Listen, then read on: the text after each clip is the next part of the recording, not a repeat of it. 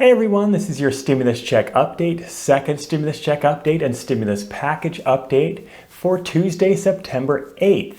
In this video, I'm going to be going over the following. First off, the Senate is finally back in session. We're going to talk a little bit about what to expect this week and what to watch for this week as far as the next stimulus package negotiations and the negotiations for the second stimulus check are going. Next, we're going to talk about the upcoming eviction crisis that is looming in this country.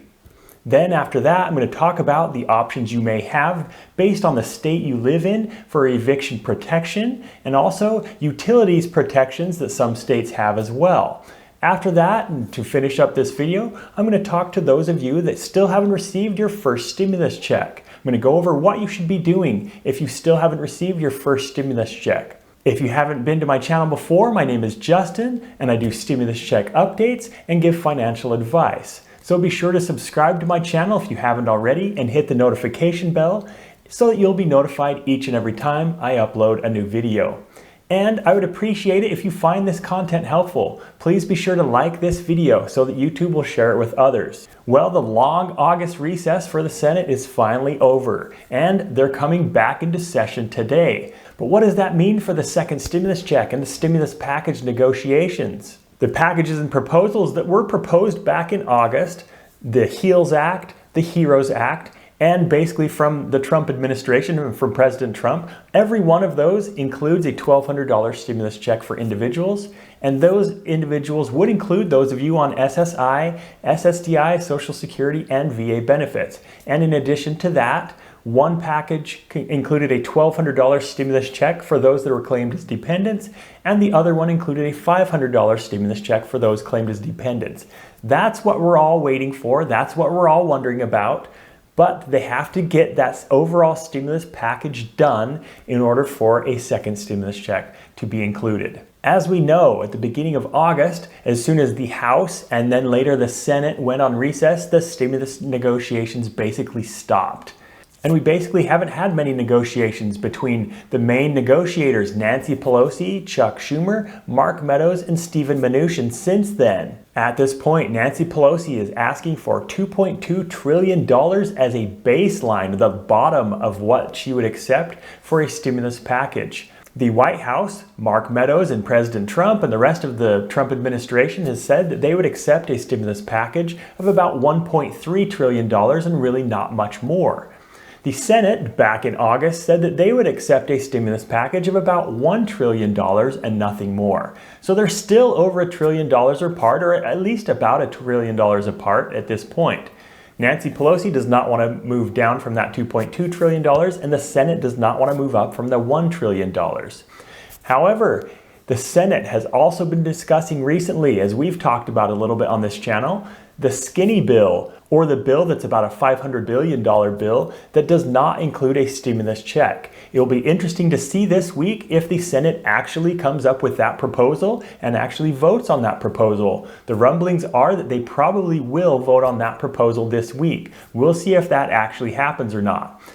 I don't think that that proposal, the skinny bill, the one without the second stimulus check, is going to be what actually passes and is made into law. I don't think there's any chance that Nancy Pelosi and the House of Representatives are going to pass that skinny bill. And I don't think President Trump is going to pass the skinny bill either. But we'll watch this week and see if the Senate actually does vote on that skinny bill, because that will kind of be like their negotiations and saying, okay, this is what we're willing to do right now. And then the House can counter with something that they propose instead, or they can add to that. So let's watch for those things this week, and I will be keeping you up to date with all of that this week as we go along.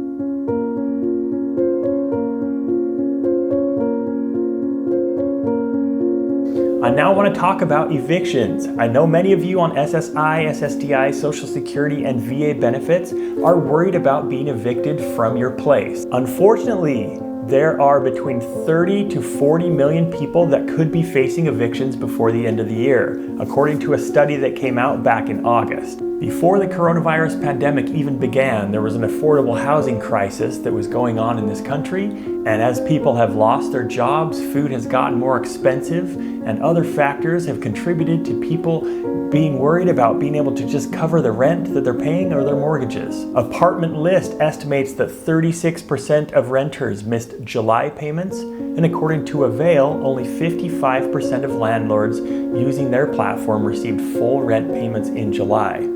Since July, the job numbers have gotten a little bit better, but still there are millions of people that do not have enough money for food and housing. A second stimulus check, as well as a renewal of the federal unemployment benefit, would ease these burdens a little bit. But for those of you that are wondering about being evicted, that you can't pay rent, I want to go over a few states that actually have protections in place. In previous videos last week, I went over the CDC eviction moratorium and also the limitations that were included in that CDC eviction moratorium. Many of the people on SSI, SSDI, Social Security, and VA benefits were not able to take advantage of the CDC's eviction moratorium because it was tied to job loss that was directly related to the coronavirus pandemic.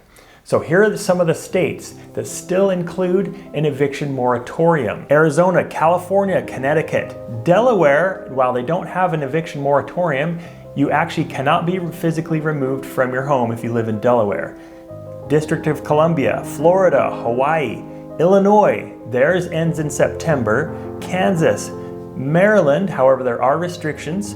Massachusetts, Minnesota, Montana, but with a lot of limitations in Montana, Nevada, New Jersey, New Mexico with restrictions, New York, Ohio, they don't have an official policy, but their governor has basically said, don't evict anyone right now. It's not an official policy though. Oregon, Vermont, Virginia, and Washington. Those are the states that currently have some sort of eviction protection. I'll leave a link to in the description below where I received this information and where you can get some more information regarding your individual state. If your state is not on that list, you'll need to check with your state to see if they have any sort of eviction protections or not. In addition to this, there are a bunch of states that are actually preventing utilities from being shut off during this time as well. Either a partial or a full utility shutdown hold. Those states are Alabama, Alaska, Arizona, Arkansas, California, Connecticut, DC, Georgia, Kentucky, Maine, Maryland, Massachusetts, Michigan, Minnesota, Montana, Nebraska, New Jersey, New Mexico, New York, Oregon, Pennsylvania, Rhode Island, Tennessee, Vermont, Virginia, Washington, and Wisconsin. So most states, it seems like, actually have protections against having your utilities shut off. So if you're wondering about that, check out this list on the website nolo.com that I left in the description below and see if your state has any sort of utilities protections. I know I've had a few people ask me about utilities protections to see if those people in their state can actually have their utilities shut off or not. So check that out. There are some resources available. And in previous videos, I've given you some links to some food pantries and how to find food pantries in your area if you're struggling and if you need food. Go ahead and use those links. I'll leave them in the description of this video as well. I want you guys to be taken care of. I want you guys to make sure that you have a house and that you have food, and you have the basic necessities of life. So take advantage of some of these resources.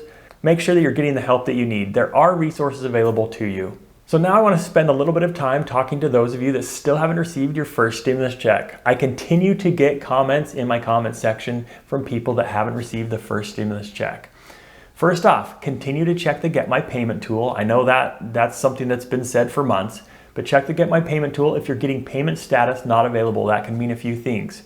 First off, the IRS has said that you are not eligible for the first stimulus check. That could be one reason. Second reason is they do not have all of the information they need for you, but either that or they are processing your payment and still haven't sent it out yet. My guess is most of the time, if you have not received your first stimulus check yet, either you are not eligible or the IRS does not have everything they need to send you a stimulus check. That's why I've been suggesting that you call the IRS 1-800-919-9835. I know most of you have probably already called the IRS a bunch of times, and a lot of you, the IRS has told you that you just need to wait for that stimulus check to come. That answer is not enough for me, and if I were you and you have not received your first stimulus check, I would continue calling. Keep calling and calling until you can actually get an answer saying, this is why you do not have your check yet, you are not eligible, or this is why you haven't received it and you should receive it by this date, or you're not going to receive it until the start of 2021. I've had a few people that have had the IRS tell them that. But get the answers you need. Call the IRS, 1-800-919-9835. If you have not already filled out the non-filers tool and you do not file taxes and are not required to file taxes, you need to fill out the IRS non-filers tool. If you've already received your first stimulus check, you do not need to fill out the non-filers tool once again. You only have to do it one time. I do appreciate you, and I do appreciate your comments and questions. Thank you once again for watching. I hope you have a wonderful day, and I will talk to you again soon.